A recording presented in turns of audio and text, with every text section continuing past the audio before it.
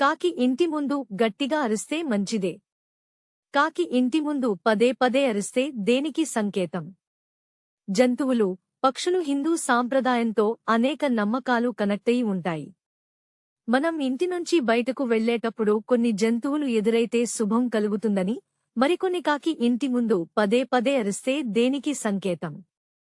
జంతువులు, పక్షులు హిందూ సాంప్రదాయంతో అనేక నమ్మకాలు కనెక్టయి ఉంటాయి.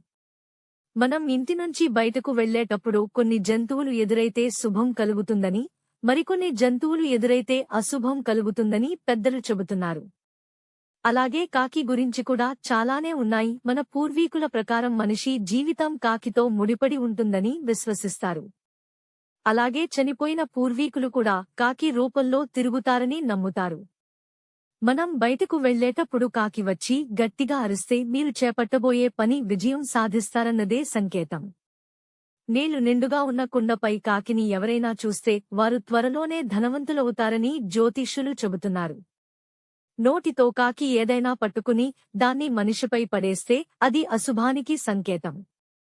కాకి మాంసం ముక్కను పట్టుకెళుతూ కింద ఏ వ్యక్తిపైనా పడేస్తే ఆ వ్యక్తికి మరణం సంభవిస్తుంది. కాకి ఎగురుతూ వచ్చి తాకితే ఆ వ్యక్తి అనారోగ్యానికి గురవుతారు. కాకులన్నీ ఒక సమూహంగా ఏర్పడి ఒక స్థలంపై కూర్చుని అరిస్తే ఆ స్థల యజమాని కాని, లేకుంటే ఆ చుట్టుప్రక్కల ఉన్నవారు సమస్యల్లో పడతారు. ఒక వ్యక్తి తలమీద కాకి వాలితే వారు సమాజంలో గౌరవాన్ని కోల్పోతారు.